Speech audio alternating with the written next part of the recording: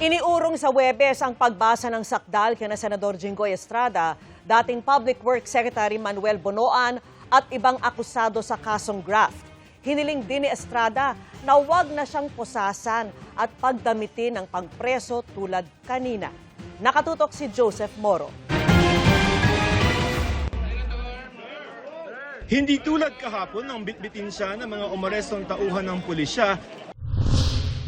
Nakaposes na nang dalhin kanina sa Sandigan Bayan si Senador Jinggoy Estrada. Suot na rin niya ang uniformeng may tatak na PDL o Person Deprived of Liberty nang iharap siya sa 2nd Division ng Anti-Graft Court. Narito muli siya para basahan sana ng sakdal para sa 213 million peso graft case na hiwalay pa sa kasong plunder na hawak ng 5th Division. Ngayon din hiniling ng kampo ni Estrada na kung maaari raw ay wag na siyang posasan at pasuotin ng uniforme ng BJMP. Pinagkokomento muna ng korte ang ombudsman bago sila magdesisyon dito. Naka-wheelchair namang dumating ang kanyang kapwa-akusado sa graft na si dating Public Works Secretary Manuel Bonoan. Mula sa blood pressure na 160/100, bahagya itong bumaba sa ikalawang reading bago magsimula ang pagdinig. Habang kinukunan ng presyon si Bonoan ay biniro siya ni Estrada na tataas daw ang presyon ng dating kalihim kung makikita nito si dating DPWH Undersecretary Roberto Bernardo. Base sa information sheet na nakuha ng GMA News para sa kasong graft laban kay Senador Estrada, nakasaad doon na mismong si Senador Estrada raw ang humingi ng mga DPWH projects sa Bulacan.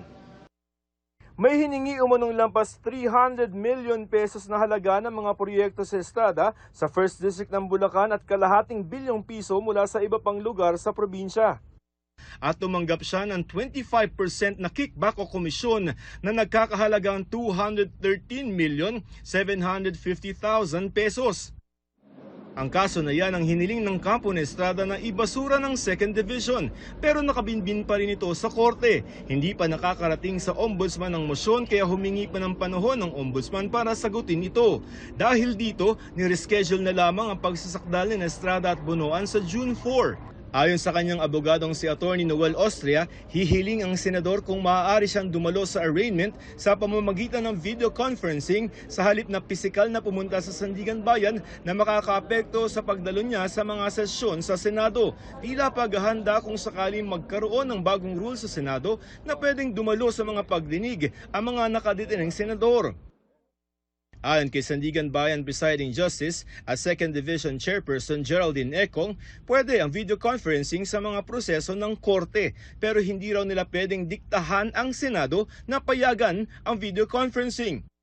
Tumangging magbigay ng pahayag si Estrada tungkol sa kaso, hindi rin niya pinangalanan ng mga umunoy na namimilit sa kanya na lumipat sa minorya sa Senado. Sa halip ay binati niya ang kanyang ina na si Dr. Loy Ejercito na nagdiriwang ng kaarawan ngayon. Well, gusto ko lang batiin nanay ko ng happy 96th birthday ngayon.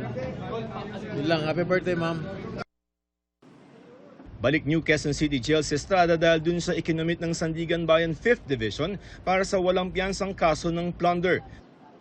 Si Bonoan ibinalik muna sa PNP General Hospital pagkatapos maghain ng kanyang kampo ng mosyon para sa hospital arrest dahil sa nararamdaman nito.